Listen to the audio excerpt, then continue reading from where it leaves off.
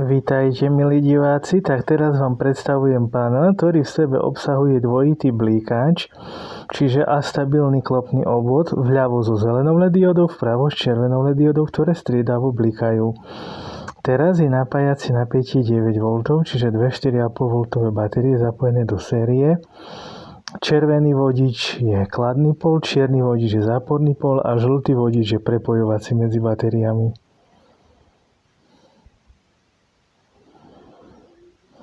No, tu teraz môžeme vidieť aj rovnicu, že náboj Q rovná sa I krát T a to sa rovná C krát U. Znamená, že napätie je vyššie, kapacita kondenzátorov je rovnaká a to znamená, že elektrický prúd, ktorý je konštantný týchto svetelných diód, prechádza dlhší čas, to znamená, že blikajú pomalšie. Čiže zároveň je overená rovnica náboja. No, žltý vodič je prepojovací medzi batériami.